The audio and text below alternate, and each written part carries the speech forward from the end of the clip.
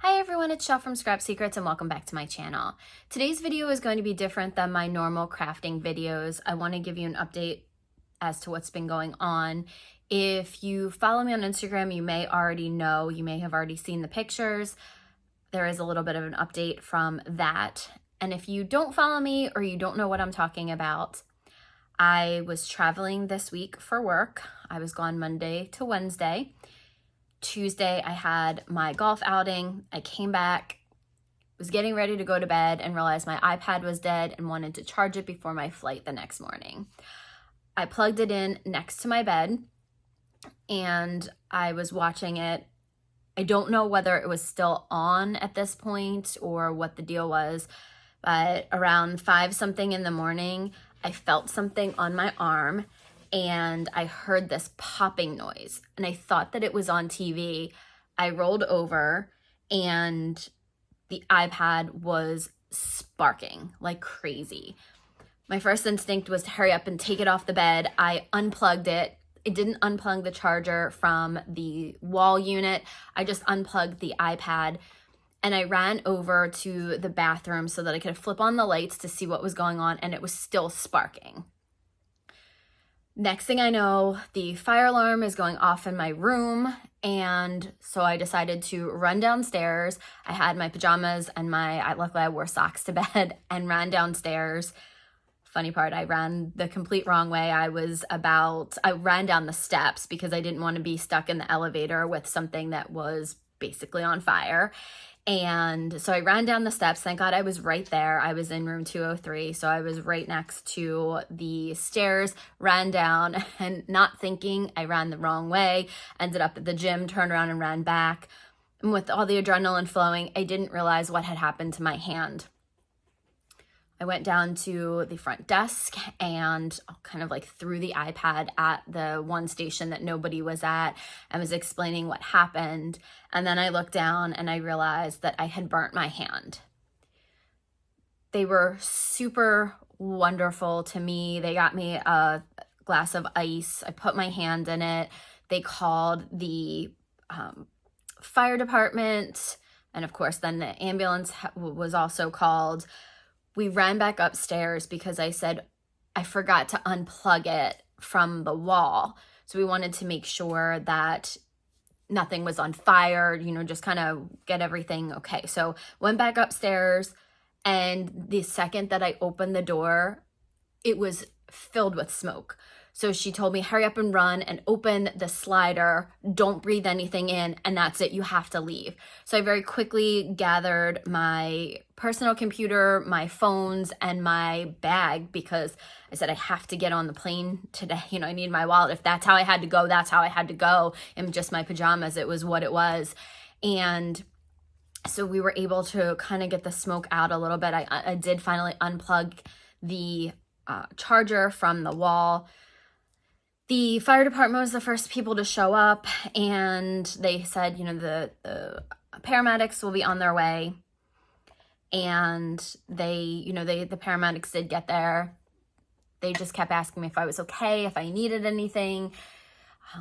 I left my glass of water upstairs, or the cup of ice, because I had my hand in the ice. I left that upstairs. They got me a whole new one. They said, do you need water? Do you need anything? And I was just so, the only thing that I could think of was, oh my goodness, I have to get my clothes out of the room because they're going to smell like smoke, and I have to sit on a plane next to other people. And I kept saying to them, can I get my clothes? Can I get my clothes? And they were, obviously I was in shock and really focusing on the wrong things. So finally, the paramedics came and they tried to get me to go to the hospital, and I said, no, I'll be okay, because the blister was a little tiny, and I was like, and they said, it's going to get worse. We just want to let you know it will get worse. But if it looks like it's getting so much bigger, or if it looks like there's any type of infection or anything, you need to go right to the hospital. They said it's between a 2 and a 3 burn. And I didn't realize how much bigger and worse it would actually get. They gave me a bunch of cream to put on my hand. got interviewed by the firefighters, the fire chief, the fire marshal, the fire investigator. I mean, they had everybody there, and it was just craziness. So that probably took 3.5 hours, something like that.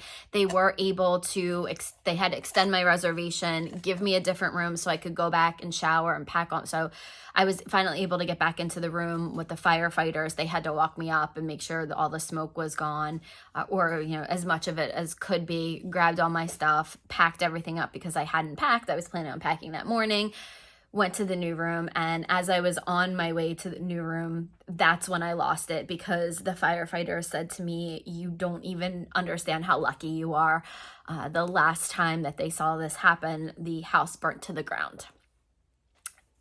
So I was really, really lucky that I'm a light sleeper, and that it was, I was in the hotel and not in my house when this happened.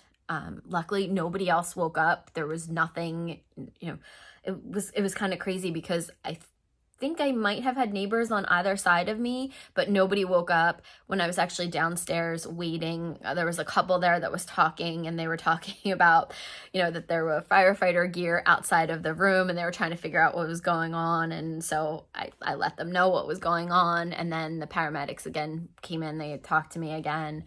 And then they left. They tried to get me again to go to the hospital, and I was like, no, I'm gonna stay. I'll be fine.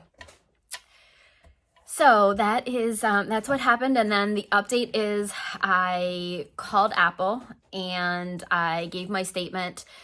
They kept asking me if I wanted to bring the hotel. So I'm sorry, going back to the hotel, kept asking me if I wanted to bring the iPad with me. I will insert pictures here.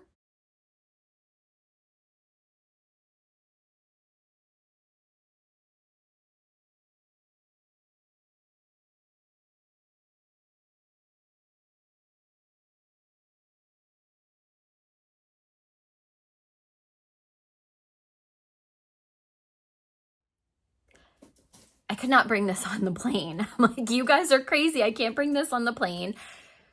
And so I left it there. I called Apple. Apple now wants to see it. I called them because, one, I wanted to see if I knew there wasn't any warranty on it because it was a couple years old, but I wanted to know if anybody else had experienced this. A couple of the questions that a bunch of people were asking me, and I thought this was important to know, was, is your iPad, did it have difficulty charging?